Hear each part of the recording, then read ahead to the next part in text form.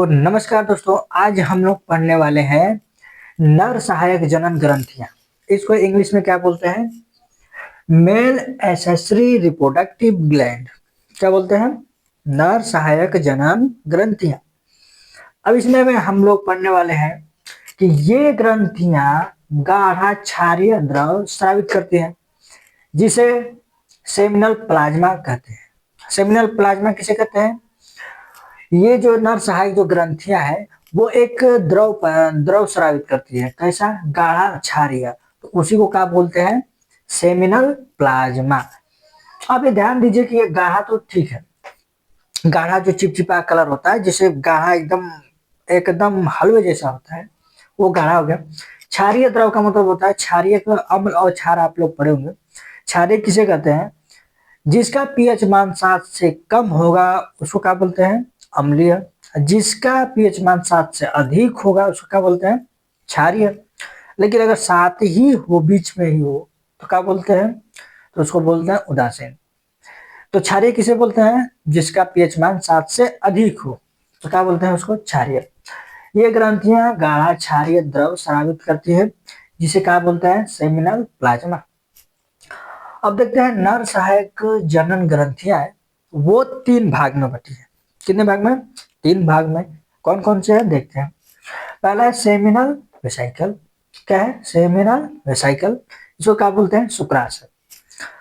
अब ये क्या होता है? अब ये कितना होता है? एक पेयर। एक पेयर का मतलब एक जोड़ी।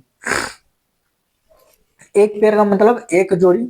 जोड़ी का मतलब 2 होते हैं। कितने होते हैं? 2 होते हैं। और दूसरा देखते हैं प्रोस्टेट ग्लैंड। प्रोस्टेट ग्लैंड कितनी होती है? कितनी होती है? एक। केवल एक। एक जोड़ी नहीं, केवल एक। तीसरा है कॉपर ग्लैंड।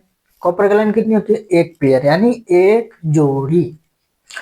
अब ध्यान देते हैं पहला अपवर्त। अब इसको बारी बारी से इस हिस्से को बांटकर अब हम लोग पढ़ने वाले हैं।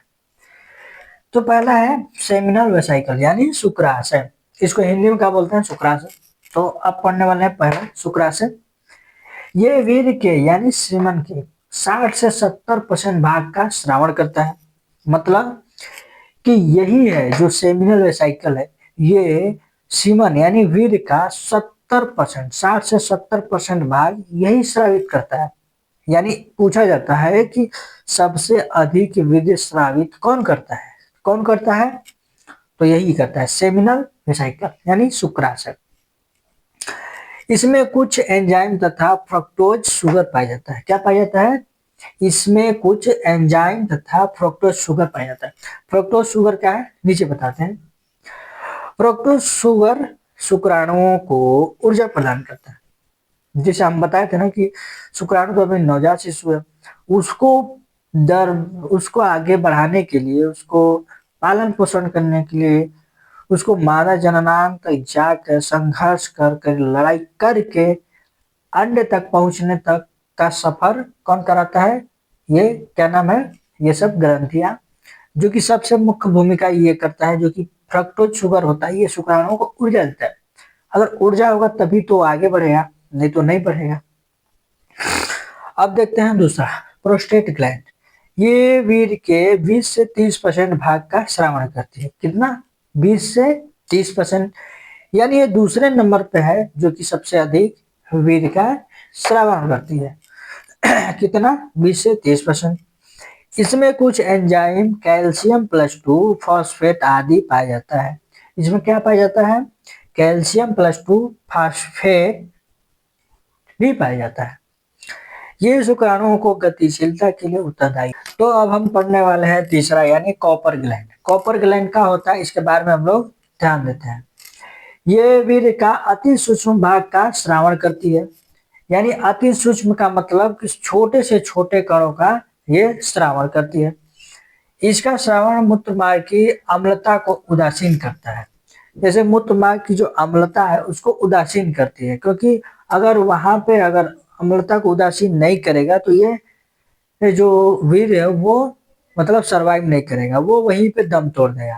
तो इसीलिए वो उसको उदासीन कर देता है, जिससे कि रास्ता मिल जाता है उसको और वो सरवाइव कर जाता है। इसका श्रावण शीशन के स्नेहन में सहायता करता है। शीशन के स्नेहन का मतलब कि शीशन को खड़ा करने में ये मतलब सहायता करता है। अब पढ़ते हैं हम लोग सीमन यानी वीर्य। यह गाढ़ा तथा क्षारीय द्रव होता है।